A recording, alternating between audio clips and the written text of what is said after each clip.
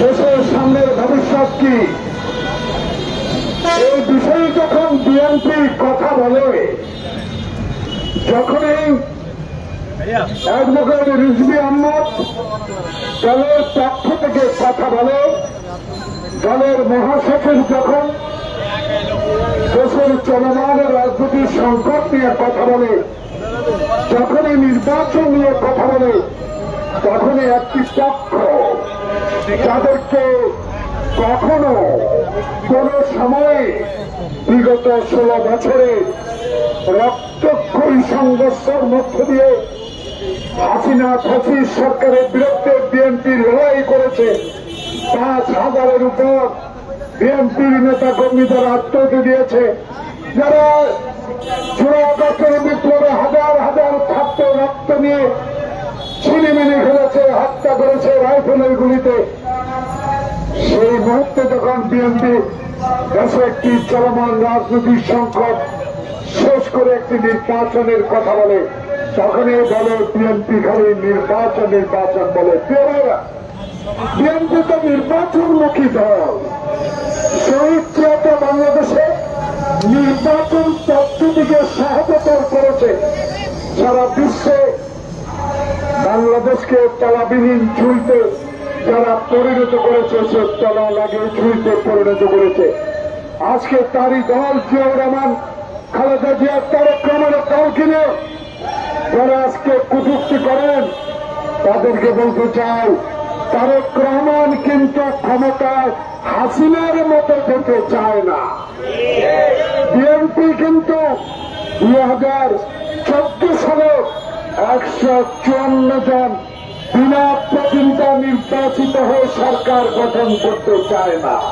তারেক রহমান চায় আমার ভোট আমি দিব, মৃত ব্যক্তির ভোট হবে না, কবর থেকে উঠে ভোট হবে না, দিনের ভোট দিনে হবে। ভোট কেন্দ্রে কোন মাস্তান থাকবে না, ভোট কেন্দ্রে কোন কারচুপি হবে না। নির্বাচন কমিশন প্রধান প্রিজাইডিং অফিসারকে নির্দেশ দিবে না অনেককে ভোট দিয়ে দাও, এমন ভোট চায় তারেক রহমান। তাই আপনাদের গায়ে জ্বলাপোড়া শুরু হয়েছে। এই জ্বলাপোড়ায় কোনো লাভ হবে না। বাংলাদেশের সবচেয়ে জনপ্রিয় দল বাংলাদেশ জাতীয়তাবাদী দল, সেই দলের নেতা তারেক রহমানকে আজকে বলতে হচ্ছে কেতাবি সংস্কার দিয়ে এই সংস্কার চলবে না।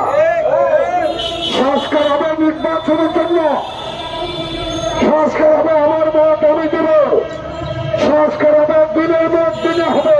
সেই সংস্কার করে অনতিবিলম্বে বিএনপি নয়, সারা বাংলাদেশের 75 ভাগ মানুষ এখন একটি সুষ্ঠু নির্বাচন চায়।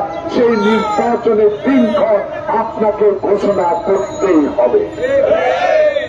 আমরা জোর করে ক্ষমতা করতে চাই, আমরা হাসিনার মতো ফ্যাসিস্ট হতে চাই না, আমরা গণতন্ত্র হত্যা করতে চাই না, আমরা জনগণের সেবা করতে চাই।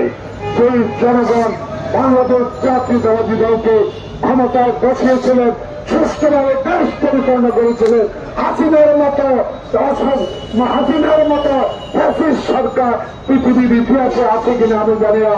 তাই আজকে নতুন করে আবার ষড়যন্ত্র শুরু করে নির্বাচনকে বিলম্বিত করা হলে আবার কিছু কিছু আমলা যারা শেখ হাসিনার এখনো প্রচারটা, তারা সুযোগ পাবে। তাই বাংলাদেশের গ্রহণযোগ্য পৃথিবীর অত্যন্ত প্রিয় ব্যক্তি ডক্টর মোহাম্মদ ইউনূস আপনার কাছে অনুরোধ জানাবো, আমাদের গাড়ি না, সারা বাংলাদেশের মানুষের যাবে আপনার কাছে একটি নির্বাচনের ম্যাপ ঘোষণা করে অনতিবিলম্বে জনপ্রতিনিধি হাতে ক্ষমতা হস্তান্তর করুন। ধন্যবাদ সবাইকে। আসসালামু আলাইকুম।